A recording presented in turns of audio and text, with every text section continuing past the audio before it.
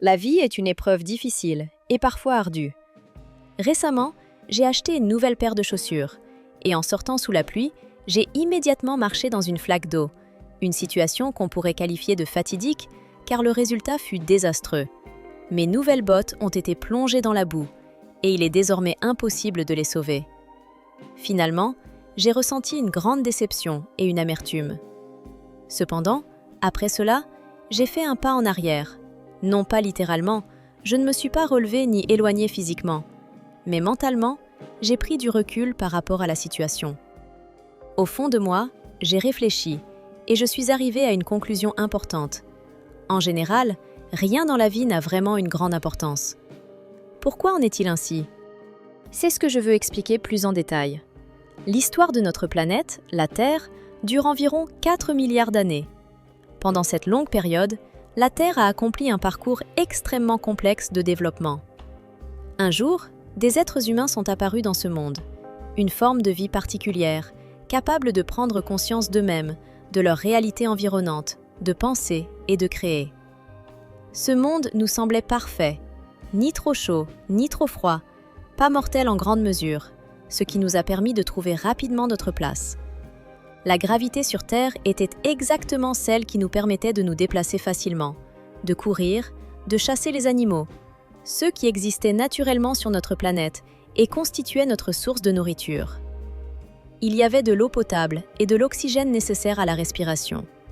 Tout semblait avoir été créé exprès pour que nous puissions vivre, évoluer et exister ici. Avec le temps, l'homme a commencé à créer quelque chose.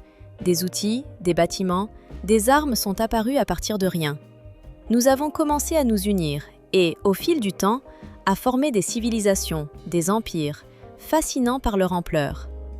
Nous avons occupé toute la surface de la planète, construit des villes, des routes, des ponts et bien plus encore. Au cours de ce processus, nous avons parfois affronté et combattu les uns contre les autres, en défendant nos intérêts ou en perdant inutilement du temps dans des conflits dont la signification nous semblait parfois obscurcie. Cela a duré des centaines de milliers d'années, jusqu'à ce que nous arrivions à notre époque moderne, l'ère des ordinateurs, des technologies de fusée, des géants technologiques comme les producteurs d'électricité, et une personne nommée Elon Musk. Tout cela fait partie de notre monde. Au fil du temps, que l'on peut presque imaginer, nous, comme des créateurs à partir de rien, sommes apparus depuis les premiers temps et avons créé quelque chose de complètement unique, la notion de temps.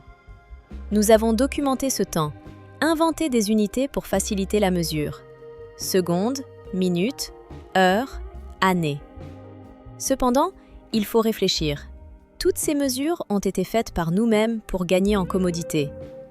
Le temps est quelque chose de plus que simplement un système de comptage. C'est une manière d'enregistrer comment les événements se déroulent. Toutes nos unités de temps sont issues de la perception humaine. Une journée, c'est le temps que la Terre met pour effectuer une rotation complète sur son axe. Un mois, c'est le temps que la Lune met pour faire un tour complet autour de la Terre tout en tournant sur elle-même. Et une année, c'est la période nécessaire pour que la Terre accomplisse une révolution complète autour du Soleil. Ainsi, chaque personne, au cours de sa vie, fait environ 78 de ses voyages autour du système solaire, ce qui lui offre une sorte de billet pour un cycle de vie étonnant et poétique. Peu importe à quel point cela peut sembler magnifique ou mystérieux, du point de vue de l'échelle de la vie, toutes ces mesures, années, même milliers d'années, perdent leur signification. Nous pouvons imaginer à quoi ressemblent 1000 ans, voire 10 000, mais tout ce qui dépasse cela devient déjà insignifiant pour notre esprit. C'est comme l'infini, inatteignable pour la compréhension habituelle. Même si vous pensez comprendre parfaitement l'âge de l'univers, environ 14 milliards 800 millions d'années, en réalité, ce chiffre est impossible à concevoir pleinement dans des échelles familières. Dans la vie humaine, une seule seconde représente une éternité immense, et tout l'âge de l'univers est une époque incroyablement ancienne. Lorsque nous parlons d'échelle temporelle, de milliards ou même de trillions d'années, nos notions commencent à se brouiller et dépassent les limites de la compréhension possible. On peut prévoir dans combien de milliards d'années une explosion de notre Soleil aura lieu, ou quand les galaxies entreront en collision. Tous ces faits deviennent partie intégrante des théories et hypothèses scientifiques. On peut dire que l'univers s'étend de plus en plus rapidement et qu'au cours des centaines de trillions d'années à venir, il continuera son développement. Nous sommes capables de faire des prévisions sur l'évolution du cosmos, sur le devenir de nos étoiles et galaxies, mais en même temps, un mystère demeure non résolu. Ce court instant, ce souffle éphémère de fractions de seconde qui a passé au moment où il n'y avait encore rien, avant l'apparition de la matière, avant celle de tout ce qui existe. Pour une raison quelconque, dans cette histoire que nous considérons comme la plus importante, nous restons les seuls êtres conscients ayant jamais existé dans l'univers. Pourtant, nous ne comprenons pas entièrement ce que cela signifie réellement d'être conscient. Nous avons développé la conscience uniquement pour réaliser notre isolement, notre unicité. Nous sommes devenus tellement attentifs et sensibles au monde qui nous entoure que plus nous devenons intelligents, plus de concepts et de profondeur de compréhension s'ouvrent à nous. Mais avec cette sensation que nous sommes importants, que nous avons notre place dans l'univers, apparaît aussi l'impression que nous devenons en quelque sorte plus insignifiants qu'auparavant. Nous comprenons à quel point notre rôle est minuscule dans cette immense symphonie cosmique. Avec le temps, alors que la vie et les événements se poursuivent, nous commençons à prendre conscience et à saisir la vérité qui se révèle constamment devant nos yeux. Ces découvertes aident à comprendre que l'univers n'a peut-être pas été créé spécialement pour l'homme, que notre existence n'est qu'une petite partie d'une vaste toile cosmique. Bien entendu, la majorité des personnes naissent dans les murs de hôpitaux familiers et rassurants, où les médecins manifestent leurs soins, et où la vie commence sous l'attention vigilante de ceux qui tentent de lui donner une chance. Et si, d'une manière ou d'une autre, vous vous êtes retrouvé hors de ce scénario habituel, si vous avez traversé des épreuves difficiles pour en venir à ce jour, il est bon de vous remercier pour votre résistance et votre persévérance, car vous avez atteint ce moment malgré tout. Au temps lointain où vous êtes apparu pour la première fois dans ce monde, votre présence pouvait sembler pour vos parents comme tout leur univers, leur petit mais précieux miracle qui occupait toutes leurs pensées et leurs émotions, exprimant amour et sollicitude dans chaque geste. Un tel moment semble toujours spécial et très touchant, car pour les parents, votre naissance marque le début d'une nouvelle page dans leur vie, un instant où tout leur univers tourne autour de cette existence douce, inconditionnelle et pure. Mais, malgré cela, il faut se rappeler que vous n'êtes pas tout cet univers, pas tout le monde ni son centre. En effet, en une journée sur Terre, naissent environ 360 000 nouvelles personnes, et chacun porte en lui le potentiel de faire quelque chose de significatif, capable d'écrire l'histoire, de laisser une trace dans la mémoire de l'humanité et d'inscrire une empreinte importante dans le destin de la planète. Parmi ces millions, des gens avec leurs rêves, talents, aspirations et capacités. Certains atteindront de grands objectifs et inscriront leur nom dans l'histoire, modifiant aisément le cours des événements, pouvant influencer le développement de la civilisation. D'autres simplement traverseront la vie, réfléchiront, vieilliront et finiront par quitter ce monde, comme cela se produit constamment et selon la nature immuable des choses. Ces processus font partie intégrante de l'existence. La vie et la mort marchent main dans la main, et il n'y a rien d'étrange ou de tragique là-dedans, car c'est ainsi que la nature elle-même fonctionne. Maintenant, imaginons que la Terre n'est qu'une des 8 planètes tournant autour de notre Soleil, dans le système solaire, ce système qui existe face à la vaste galaxie de la Voie lactée. À l'instant, il y a probablement 8 planètes, mais une 9e pourrait aussi exister. Ce nombre, qui est une approximation pour ceux qui pensent qu'il est nécessaire de connaître, est actuellement utilisé pour décrire notre système. Pour simplifier la compréhension, on peut dire que, simplement pour maintenir la vie telle que nous la connaissons, un ensemble incroyablement complexe de conditions est requis, proches ou semblables aux caractéristiques de la Terre. Pour que la vie existe, il ne suffit pas seulement de ressources en eau, d'une température stable appropriée, d'une gravitation adéquate et d'une composition chimique nécessaire, mais aussi d'un miracle de réglage aléatoire et très précis qui rendent possible l'émergence et le développement de la vie. Malgré le fait que ces dernières années, les scientifiques ont réussi à découvrir plus de 4000 exoplanètes, des planètes tournant autour d'étoiles différentes du Soleil, qui ne présentent aucun signe de vie ou même de ses traces, ces découvertes suscitent à la fois admiration et questionnement. Ces planètes, selon certaines de leurs caractéristiques, ressemblent énormément à la Terre. Taille, forme, température, conditions, tout semble très propice à l'émergence de la vie.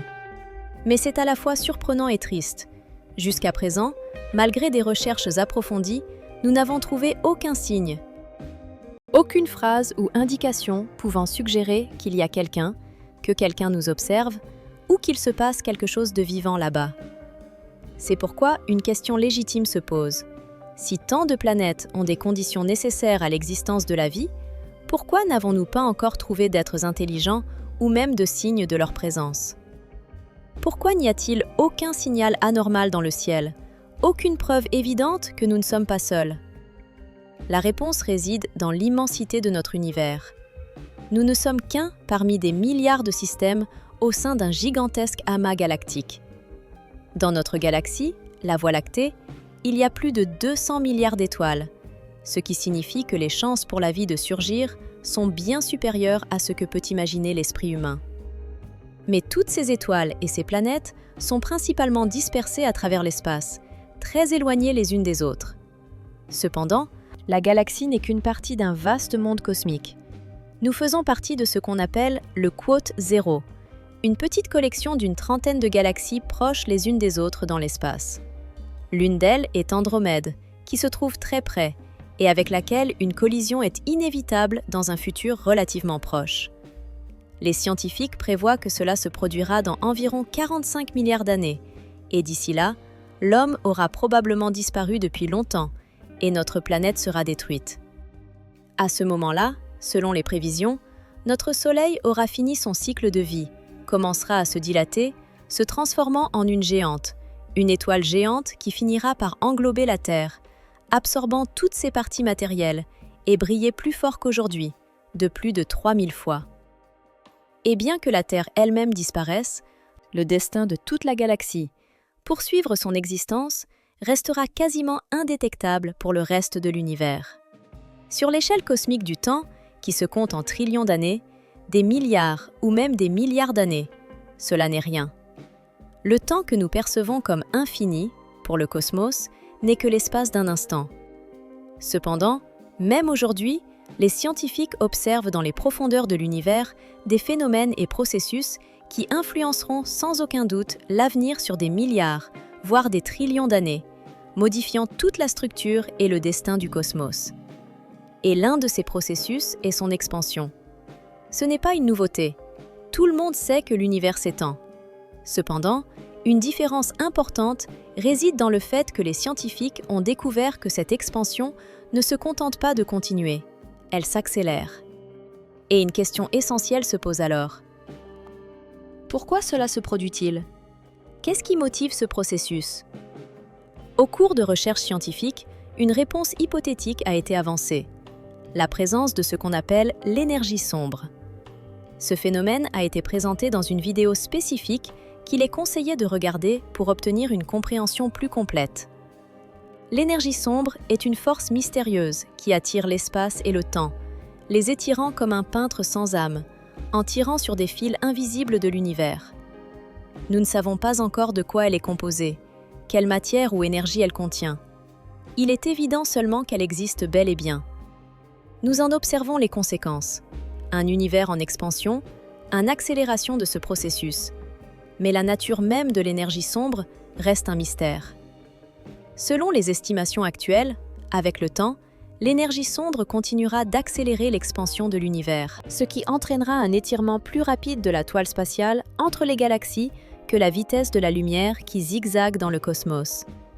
Cela signifie que la distance entre les galaxies augmentera de plus en plus vite, et à l'avenir, la lumière provenant des systèmes stellaires voisins ne pourra plus nous atteindre, car l'espace qui les sépare s'étendra plus vite que la lumière ne peut le parcourir.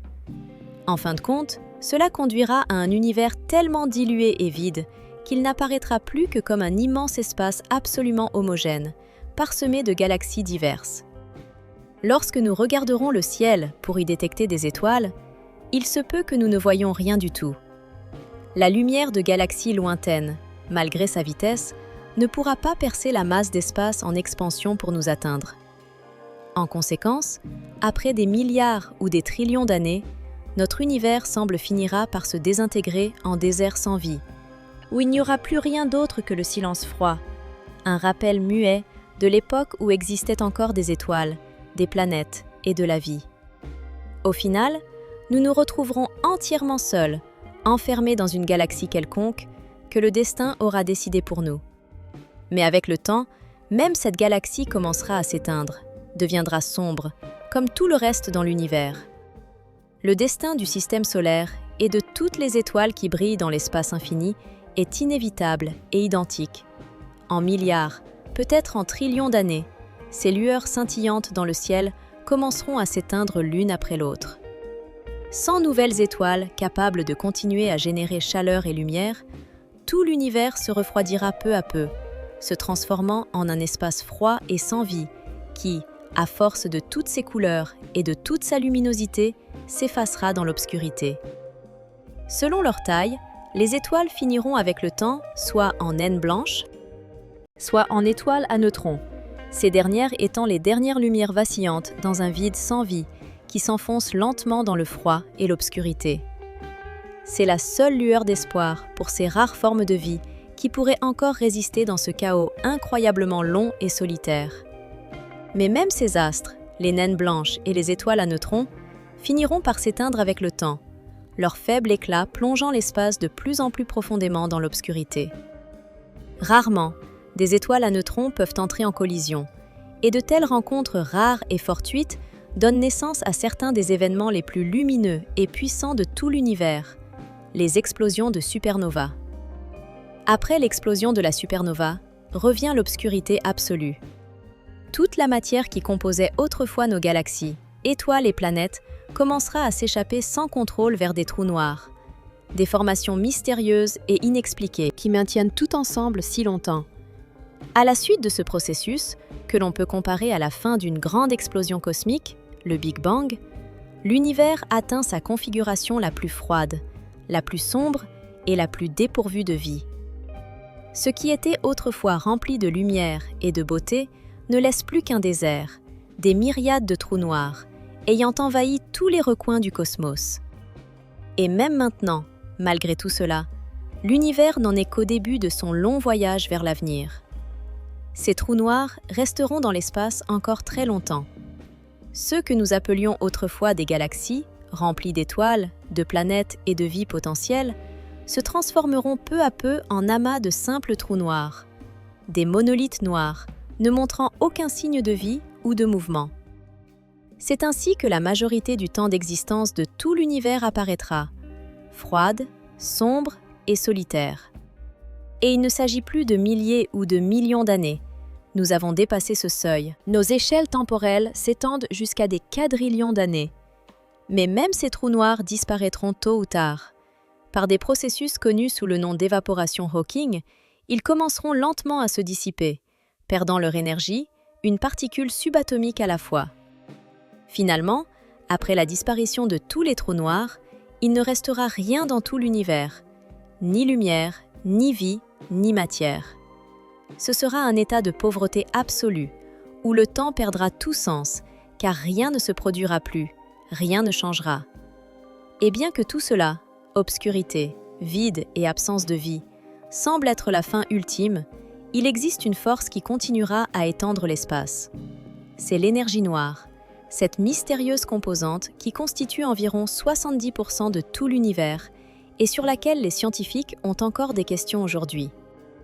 Grâce à elle, l'espace continuera de s'étendre de plus en plus rapidement, même lorsque les objets matériels auront disparu ou se seront dispersés. Aujourd'hui, les particules matérielles, tout ce que nous connaissons, ne représentent qu'environ 4% de l'ensemble. Tout le reste est une énergie cachée au-delà de notre compréhension. Peut-être que nos existences terrestres et cosmiques ne sont qu'une simple coïncidence, une chance rare et unique. Peut-être n'étions-nous pas destinés à durer autant, pas destinés à atteindre la fin. Mais, malgré tout, nous avons un rôle, aussi petit soit-il, et il se poursuit en ce moment même. Nous sommes l'une des rares espèces vivantes sur une planète, dans une galaxie, dans une section d'un univers sans fond. Et même si nous n'avions pas été là, si nous n'étions jamais nés, apporter cette modification à l'univers serait très difficile. Car à l'échelle du cosmos, nos traces sont si faibles qu'elles pourraient disparaître sans laisser de traces. Avec le temps, à mesure que les ressources s'épuisent et que la luminosité diminue, nous commençons de plus en plus à réaliser qu'en fin de compte, à la plus grande et à la plus infinie échelle, il ne restera rien de nous. Et dans cet espace immense et silencieux de l'univers, où aucune nouvelle lumière ne naîtra jamais, il n'y aurait plus de sens au temps. Il ne resterait que le vide.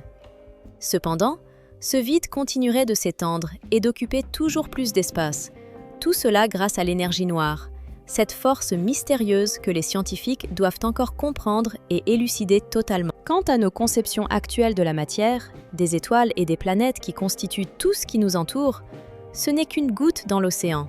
Seulement 4% de toute la matière et de toute l'énergie existant dans l'univers. Tout le reste constitue un arrière-plan caché, partiellement inaccessible à notre perception. La compréhension de tout cela nous donne une sensation de fragilité et de valeur de notre existence. Il se pourrait que nous soyons le fruit d'une rare chance, une exception aux règles, et qu'au final, il ne nous soit tout simplement pas donné d'aller jusqu'au bout.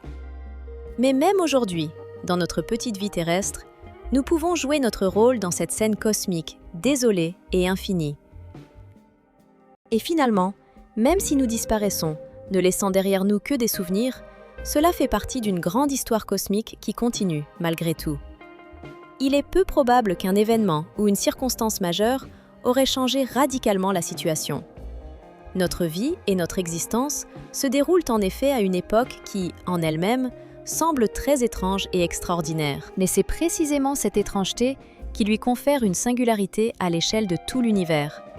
Nous réalisons que notre présence n'est qu'une étape initiale, un point à peine visible sur l'immense étendue du temps et de l'espace. À l'échelle cosmique, notre apparition n'est qu'une brève explosion, un éclair de vie intelligente durant des trillions d'années, qui pourrait ne jamais se renouveler. Pourtant, nous voici à un de ces moments où vivre et exister peuvent être accomplis avec la plus grande probabilité de succès et de simplicité. Car c'est précisément à cette époque que les conditions sont les plus favorables à l'émergence et au développement de la vie. En effet, chaque être humain n'a qu'une seule vie, un court laps de temps pendant lequel il peut réaliser ses rêves les plus audacieux ou simplement profiter des instants d'existence. Dans cette vie, il y a des choses qu'il est tout à fait possible d'éviter, comme l'obligation d'étudier ou de payer des impôts. Ces devoirs peuvent être différés ou minimisés. Mais en dehors de cela, nous sommes libres dans nos désirs et ambitions. Nous pouvons pratiquer presque tout ce qui nous semble intéressant ou important. Si l'on réfléchit aux raisons de notre existence sur cette planète et à la question de l'origine même de l'univers, si ces questions restent sans réponse, il n'est pas nécessaire de chercher une réponse. Car alors, notre objectif principal est de réaliser nos désirs et ambitions. Si vous souhaitez passer vos journées à jouer ou à vous divertir, il y a des personnes qui vivent exactement ainsi.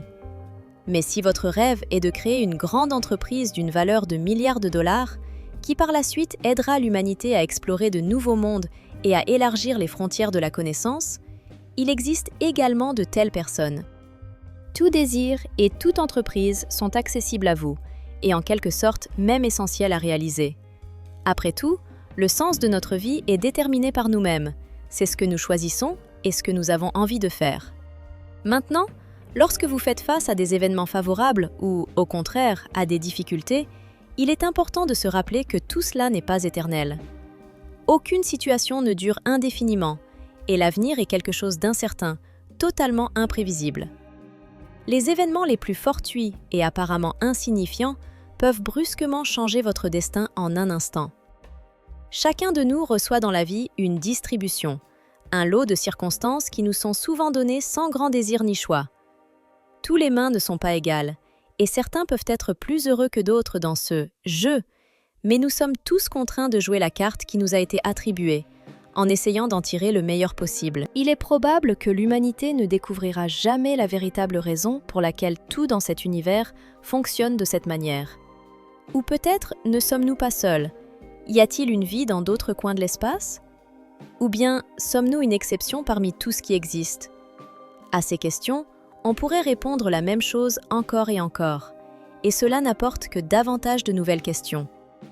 Dans l'infini, on peut continuer à réfléchir à la façon dont la vie existe. Pourquoi l'univers est apparu? Et quels facteurs ont influencé son évolution? Toutefois, en même temps, nous disposons d'un nombre illimité de possibilités et de tâches à accomplir pendant que nous mûrissons et cherchons nos propres réponses. Il faut nourrir les chiens, rencontrer des gens, faire de la science et des recherches. Le temps et l'énergie ne sont pas infinis, et dans ce chaos à la recherche de la vérité, il est essentiel de garder la capacité de prendre plaisir à presque chaque instant de la vie. Parce qu'indépendamment des événements qui se déroulent autour de vous ou avec vous, et même des erreurs que vous faites, tout cela finit par se calmer et s'éloigner avec le temps. En fin de compte, tout cela n'a que peu d'importance. Seul le processus lui-même compte. Et même lorsque l'humanité repousse les limites de ses connaissances, en s'aventurant dans des coins inexplorés de l'espace, tout cela reste simplement une partie d'un grand jeu. La vie elle-même est une merveilleuse aventure qu'il faut apprécier et savourer, car la valeur de ce moment ne réside pas tant dans les réalisations ou les objectifs, mais dans le processus lui-même, qui rend chaque existence unique et irremplaçable.